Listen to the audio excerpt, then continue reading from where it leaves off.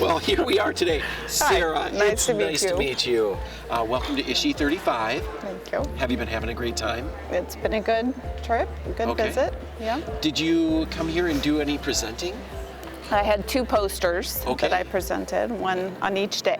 Okay, and what were the contents of those posters? The first poster is, the one I presented yesterday is on the issue of missing migrants and the difficulties in identifications, which I thought was very relevant for a Texas meeting.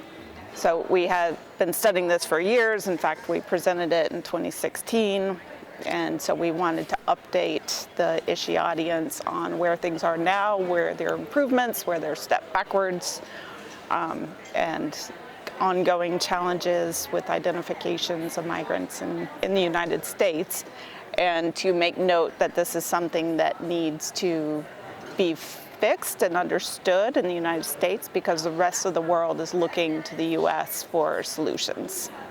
So what are some of those challenges? People coming here and then we don't know that they're in the country, or that they're not well represented in like FIG or other places like that? So the biggest there's multiple problems, and there's an array of them. Yeah. One of the largest ones in Texas is that when people die, they're not necessarily reported, and the bodies are not necessarily receiving autopsies, which means their DNA is not being taken and established into the database. Okay. So we have an ongoing educational need for border counties and smaller jurisdictions that don't have medical examiners to let them know this is the proper procedure and this is what needs to happen.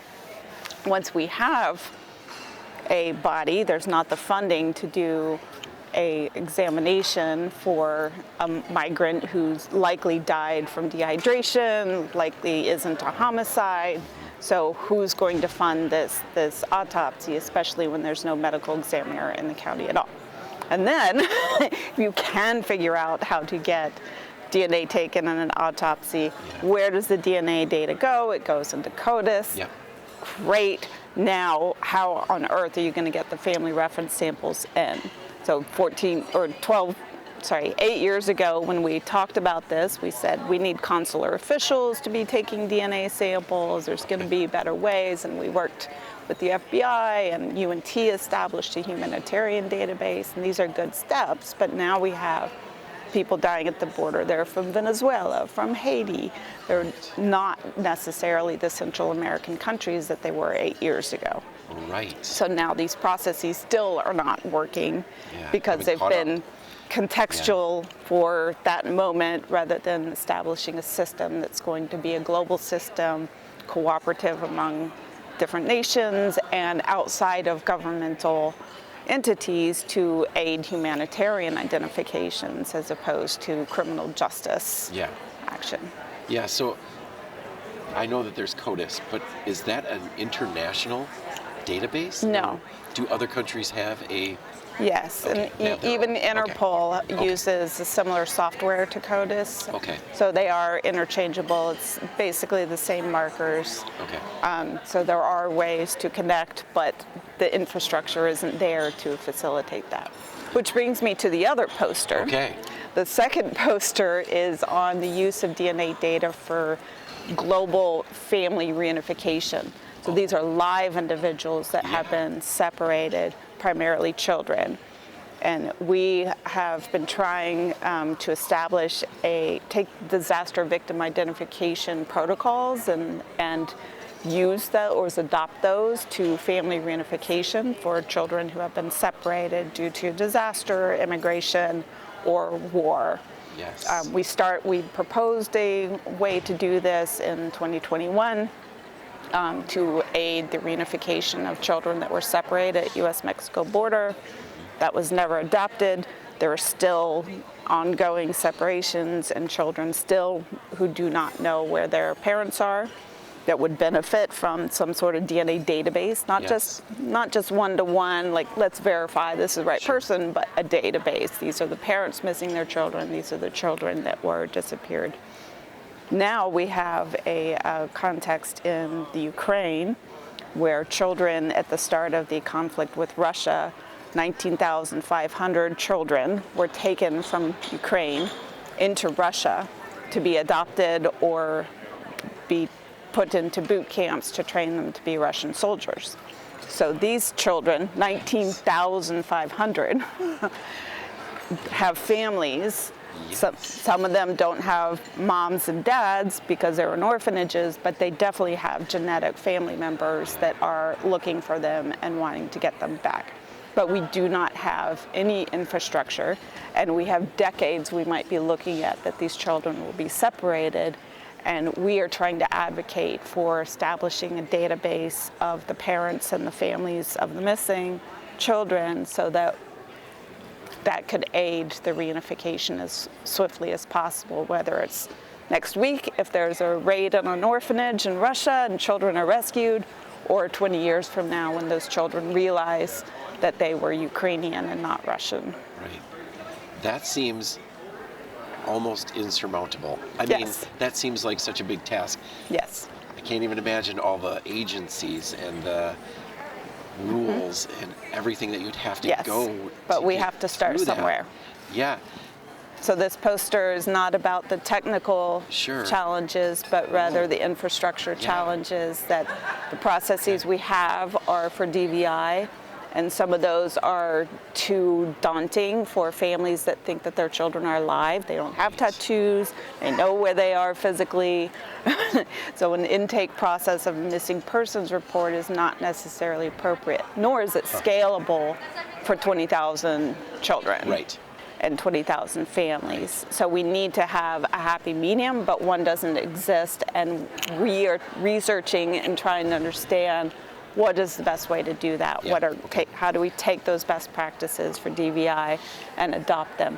And it will take years to do so, but we can step by step work with the organizations that are taking family reference samples and understanding those processes and learning what the restrictions are in moving data across borders. If Ukrainian families are living in Italy because they're refugees and want to provide a DNA sample, does it go to the government in Ukraine? Does it go to The Hague for the ICMP? And then how do we make sure that this is a stable system for decades to come? And how do you even get that word out to have those family members even know to do that or want to do that? And which families? Yeah, and which families, because they're not here at ISHI.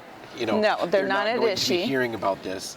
No. And, but I wouldn't say there must be a little bit of hope, because in some of the conversations that I've had this week, there are some very good international collaborations going on in other, worlds, right? Not specifically this, but that does give me a little bit of hope that people will see the need and they'll go for it. Yes. We started with we had a roundtable in June at the International Commission on Missing Persons, and we brought DNA experts to the room. Andy is involved in providing rapid instruments to the Ukrainian police. Different organizations are trying to figure out how best to do this, and we're trying to make sure the focus stays on those children that have disappeared.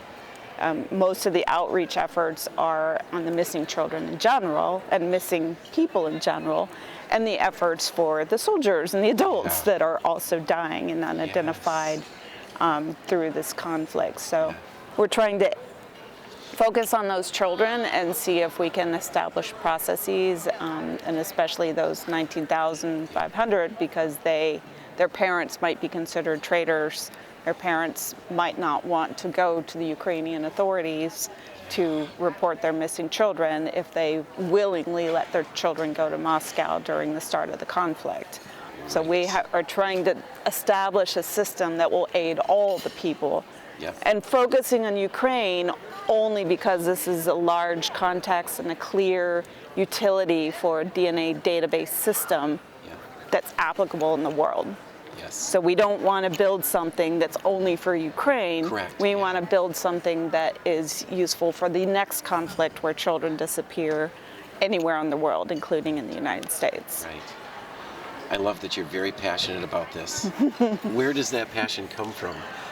I've always been an altruist I have a really hard time doing any work that is not altruistic. Yeah. Neither of these projects are, well, the Ukraine project is funded right now. The missing migrants work is not funded at all. It hasn't been funded for 3 years. But I continue to have to, I feel a compulsion to continue to follow this story and to try to advocate, because I have been around a while. I went to the 2014 ISHI. Yeah. I've been to, I think it was a 2012 ISHI, or 20, yeah. This 2014. I've been to 2010. No, this 2010? This is 2010. 2010. I think my Yes. first was 2008 or 2009. Okay. And I've been around, I've heard a lot of things. I've worked in DNA forensics, I've worked in medical examiner space, but many years ago, but primarily I'm an ethicist and a fan of genetic data, and I want to be able to use it, but use it safely in ways that will help families. And who else is going to do this if I don't say something and try to make a difference? So, are there any organizations out there that would be good at setting up, like taking donations or doing any of that work? Because that's not something that you probably don't have the bandwidth to do that, right? So, yeah. So we did establish a nonprofit. Okay. And so I'm an academic at Northwestern and Lurie Children's Hospital, but we set up a nonprofit to be able to advocate for work on the ground. Because as a researcher, all I can really do is research and study and try to get funding to research, which helps me go to the places that I need to understand these processes and build consent models and figure out like what are the best practices and do this empirically. But we need an advocacy arm, so we established DNAbridge.org as a advocacy arm to be sure that we can get information out to the right players and have a convening opportunity to work with NGOs and groups that might be not American. Right. That is just a really amazing. I love your posters. I love everything that you're doing. It's so great. Thank you. And I wish you all the luck. I hope that things can keep moving Appreciate forward. it. You know, seems like they're going.